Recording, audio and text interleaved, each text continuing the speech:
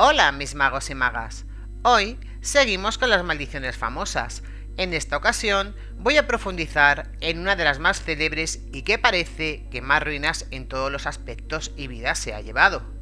Me estoy refiriendo a la maldición que lanzó Jacques Bernard de Molay mientras ardía en la hoguera, también conocida como la maldición templaria. Pero antes de dar comienzo a esta interesante maldición, os recuerdo que si queréis más información sobre los temas que trato en mis vídeos o incluso proponer un tema nuevo, podéis escribirme a mi correo si estáis suscritos. Para conocer causas y motivos que llevaron a la destrucción a la Orden Templaria y el porqué de la maldición, tenemos que trasladarnos en el tiempo.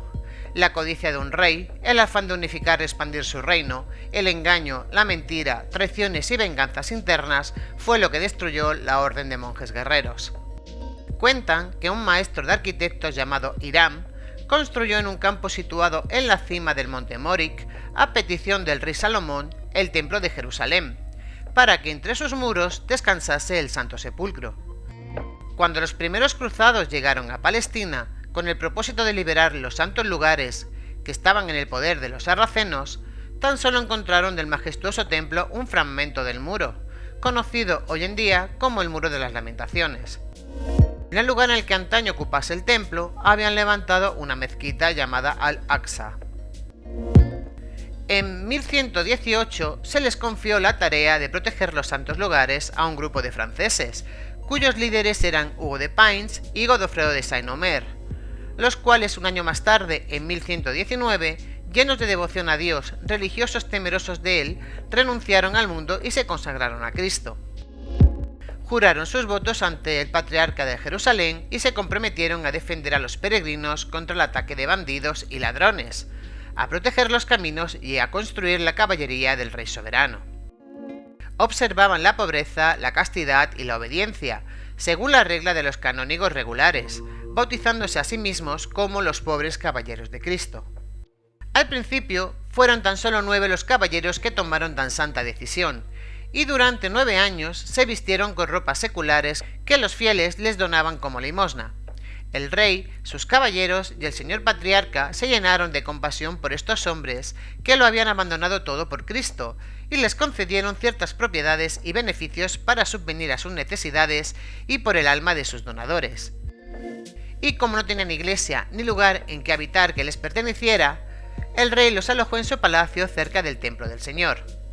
El abad y los canónigos regulares del templo les dieron un terreno no lejos del palacio para su servicio, y por esta razón se les llamó más tarde los caballeros del templo o templarios. Se crea entonces una orden religiosa conducida por medios militares. Hugo de Pins crea así al monje soldado, cuyo patrón es San Juan el Evangelista, nombre con el cual llamaron al lugar donde se había asentado el templo de Salomón. En los 9 años que siguieron, la orden creció a 300 caballeros que mandaban sobre 3000 hombres. En 1128 reciben el reconocimiento de la Iglesia Católica y por mediación del Concilio de Troyes se les conceden sus estatutos oficiales. Estos estatutos eran en resumen un conjunto de privilegios, ya que la orden estaba exenta de pagar tasas e impuestos, aunque podía cobrarlos. No daban cuenta de sus actos ni a la justicia laica ni a la eclesiástica, siendo el Papa el único juez de sus propias causas. Podían ejercer en sus dominios los derechos de la justicia feudal. Todos sus secretos estaban protegidos debido a que reclutaban entre sus filas a sacerdotes y confesores. Por último, la elección del gran maestre no debía someterse a la elección de nadie. En menos de un siglo, los templarios acumularon un inmenso poder que nace en Asia y se extiende por Europa, y de ser exclusivamente militar, se convierte en político y financiero. Los monjes soldados, convertidos en jesuitas anticipados, prefieren como método de acción la diplomacia y los negocios. Al principio, cuando las armas tienen la palabra, los encontramos en primera línea de fuego. Su fuerza era dominar antes y con más profundidad que las demás órdenes, en especial a la orden de los hospitalarios. Sus logros se confirmaron viendo los castillos que construían en las tierras conquistadas y que engalanaban las rutas de Oriente. El Crac, el Castillo de la Haba, el Vado de Jacob, la Piedra del Desierto, la Tierra Roja, la Guardia Blanca, el Peregrino, el Huevo y el Castillo de la Sal. Donde quiera que los templarios combatían, lo hacían con tesón, al precio de grandes pérdidas, ya que 13 de los grandes maestres murieron en estas guerras. En 1291, tras el desastre de San Juan de Acre, los templarios protegen valientemente el reembarco, relevan en Chipre y se replegan hacia Europa. Tras la pérdida de Tierra Santa, la orden establece su casa central en el Templo de París.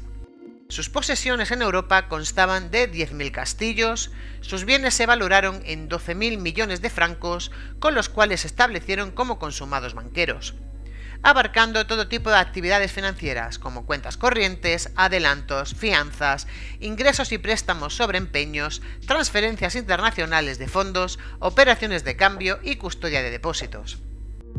Jacques Bernard de Molay, en la ciudad de Bonn, en 1265 se une a la Orden del Temple. Fue recibido por Humbert de Perán, visitador de Francia y del Portu, en la capilla del Temple en la residencia de Bonn. Tras la muerte del gran maestre Thibaut Gaudin, ocurrida el 16 de abril de 1292, Molay se convierte en el 22º y último gran maestre de la Orden. Gracias a las buenas relaciones del Temple con el rey de Francia, Felipe IV el Hermoso, este le concede nuevos privilegios además de confiarle su tesoro.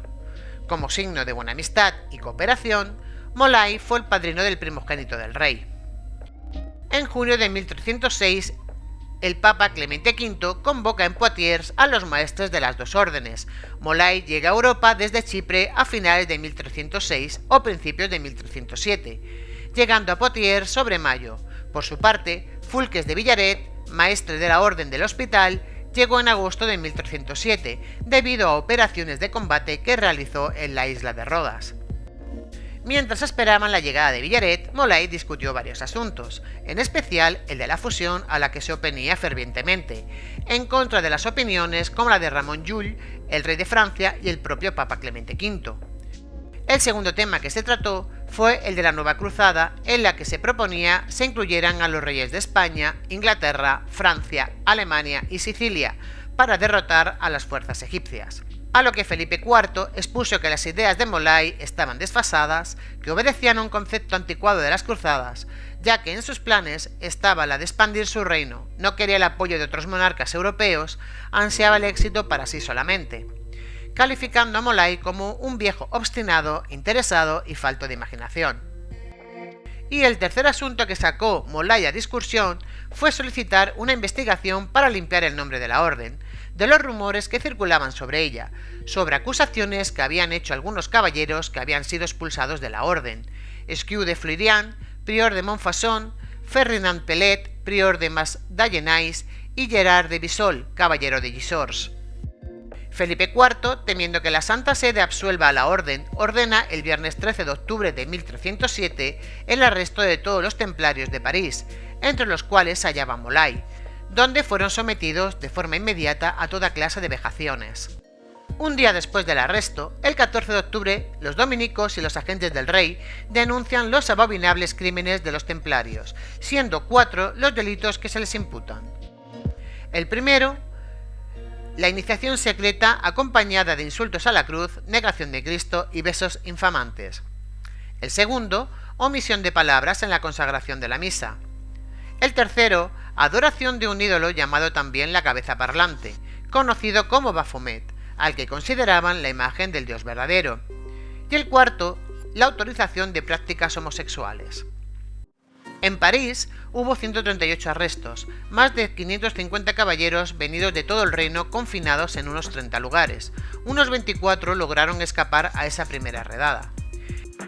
En la sala baja del Temple, desde la semana siguiente, se interroga a los 138 templarios capturados en París y se les aplica tal nivel de tortura que provoca en los siguientes días la muerte de 25 de ellos. Fueron 15.000 caballeros, sargentos, capellanes, sirvientes y trabajadores los apresados.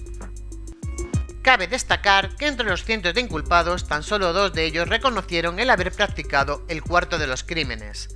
10 días después, el inquisidor Guillermo Humbert obtuvo infinidad de confesiones, entre ellas las de Molay, quien reconoció que, a su entrada en la orden, se le había obligado a negar a Cristo y escupir sobre la cruz, y que él mismo había recibido de la misma manera a muchos adeptos. En palabras del abate Bertot, solo se escuchaban gritos de aquellos a quienes se atenazaba, se quebraba o a quienes se desmembraba en la tortura. Bernard de Nadró, a quien se torturó aplicándole fuego en la planta de los pies, mostró en un interrogatorio posterior los huesos de sus talones en la palma de sus manos y así implorar la piedad de los jueces. Felipe envió una copia de las confesiones al Papa y otra a cada rey de los países donde el temple tiene posesiones. El Papa ignora las confesiones tachándolas de increíbles y falsas debido a que son producto de torturas y a las que no da ningún valor. Eduardo II, rey de Inglaterra, se levanta en defensa de la orden exigiendo al Papa como súbdito inglés justicia para los templarios. En noviembre de 1307, Clemente V ordena el arresto de todos los templarios, que implica la entrega a la Santa Sede de todos los caballeros que se hallan en peligro, o lo que es lo mismo, los que se hallan en poder del rey de Francia. La orden del Papa tuvo diferentes repercusiones en el resto de Europa. En Inglaterra y Portugal, la orden se ignora y los templarios gozan de las mismas simpatías. En España, los templarios se atrincheran esperando su apresamiento en su fortaleza del Monzón. En Alemania, Waldenger, el conde salvaje, a la cabeza de un grupo de templarios, exige y obtiene de un concilio provincial la libertad de la orden, y en Francia, Molay y sus compañeros se ratifican en sus declaraciones. El 22 de noviembre de 1307, el Papa emite la bula Pastorales para Eminentiae, ordenando la detención discreta, secreta y prudente de todos los templarios de Europa y el traspaso de todos sus bienes bajo control de la Iglesia. En mayo de 1308, Felipe IV reúne en Tours a los Estados Generales. Con este medio de presión se dirige a Poitiers. Durante un mes, el rey y sus consejeros alternan la seducción con la amenaza. Tras estas conferencias, el Papa decide escuchar personalmente el testimonio de 72 templarios, cuyas actas se encuentran en los archivos del Vaticano.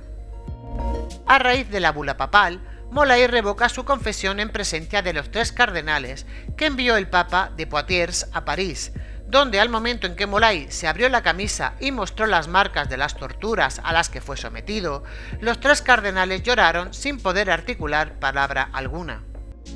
A la de Molay siguieron otras retractaciones, junto con inmediatas cremaciones de quienes se retractaban. En junio de 1311, la instrucción se declaró confusa y el expediente de la misma fue enviado al Papa. El 10 de octubre de 1311, el Papa abolió a la Orden y a todas sus instituciones, relegando las posesiones de estos a la Orden de los Hospitalarios, con el fin de preservar los tesoros acumulados por esta para la Iglesia, evitando de este modo que el rey de Francia se hiciera con ellas. En la noche del 18 de marzo de 1314, tras una larga permanencia sujeta a torturas y vejaciones de forma constante en los calabozos del rey, Molay, un anciano roto y cansado, rechaza la condena a la prisión perpetua para ser condenado a morir a fuego lento en la hoguera, junto al maestre de Normandía, Geoffrey de Charnay, en un islote del Sena, situado entre los jardines del rey y la iglesia de los hermanos ermitaños de San Agustín. Cuentan las crónicas que ambos recibieron la muerte con gran valor y entereza que se puede imaginar, despertando admiración y sorpresa entre todos los que asistieron. Ambos se retractaron de sus confesiones obtenidas bajo tortura, según los cronistas de la época, y que dejaron registrado lo acontecido ese fatídico lunes. Jacques de Molay, cuando vio el fuego, se despojó de todas sus ropas, caminó con paso firme y semblante sereno, totalmente desnudo y sin temblar en absoluto. Lo ataron al poste y ligaron sus manos con una cuerda, pero él le suplicó a sus verdugos: «Dejadme al menos unir un poco las manos. Este es el mejor momento para hacerlo. Voy a morir enseguida, y Dios sabe que sin motivo. No tardará en caer el rayo divino para aquellos que nos condenan sin justicia. Muero con esta convicción, y ahora, amigos, os pido que volváis mi rostro hacia Notre Dame». Y la justicia divina no se hizo esperar. Como son muchos los que confabularon para desmantelar la orden, son muchos los que de una forma u otra le llegó la muerte de forma que podríamos llamar inesperada. Para no hacer este vídeo un obituario, tan solo mencionaré algunas de estas muertes. Esquiu de Floirán, prior de Montfalcon, fue muerto por miembros de las guildas de constructores. Esto sucedió casi al unísono con la muerte de Jacques de Molay. El Papa Clemente V murió de diarrea en la madrugada del 19 al 20 de abril de 1314. Dejaron abandonado el cadáver desnudo toda la noche. Después, durante el velatorio, una vela incendió el catafalco, carbonizándose medio cadáver. El rey de Francia, Felipe IV, muere el 29 de septiembre de 1314 debido a fiebre y gangrena producida al caerse de su caballo durante una cacería de jabalíes. Guillaume de Nogaret, ministro de Felipe IV, dirigió la política real contra el Papa y los templarios. Murió a los 8 días de forma súbita y misteriosa. El 5 de junio de 1316 muere envenenado Luis X Jutín, hijo mayor y sucesor de Felipe IV. Su segundo hijo, Felipe V el Largo, muere el 3 de enero de 1322 en medio de horribles sufrimientos. Carlos IV, el último de sus hijos, muere el 1 de febrero de 1328 tras haber cosechado solo fracasos en cada una de sus empresas, extinguiéndose de esta forma la dinastía de los Capetos. Enguerrand Portier de Marigny, conde de Longueville, inventó todo tipo de calumnias contra los templarios. Fue procesado y encerrado en la fortaleza del Temple, acusado de malversación de fondos reales, uso de sortilegios y otros delitos. Se le negó el derecho a la defensa. Condenado a muerte por ahorcamiento en Montfaucon el 30 de abril de 1315. Su cuerpo quedó expuesto en la horca durante 2 años, hasta 1317. Junto a él, fueron ejecutados por el mismo procedimiento sus cómplices Pierre de Lebros y su criado Paviot. Jacques Delors, sicario de Enguerrand y Portier de Marigny, se estranguló en su celda el día anterior a la ejecución y su mujer, conocida como la Coja, fue condenada a la hoguera por hechicera. Guillaume de Plessis, cómplice de Marigny y Nogaret, murió cubierto de llagas en 1314.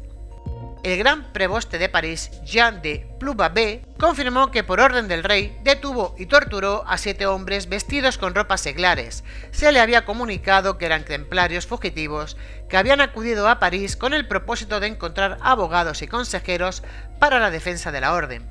En 1320, durante una revuelta, la turba la arrojó desde lo alto de la escalera, muriendo con la cabeza aplastada. Enrique Chaperel, sucesor como gran preboste, torturó a muchos caballeros templarios. En 1321 fue acusado, entre otros delitos, de zoofilia. Fue procesado y sentenciado a morir en la horca ese mismo año. Y hasta aquí el vídeo de hoy. Espero que te haya gustado. Si es así, por favor no olvides regalarme un like, compartirlo en tus redes sociales o amigos, comentar y suscribirte si aún no lo has hecho. Eso me haría muy feliz. Te deseo una gran semana, que las estrellas guíen tus pasos y los seres de luz iluminen tu camino. Te envío un beso de mi corazón al tuyo. Nos vemos.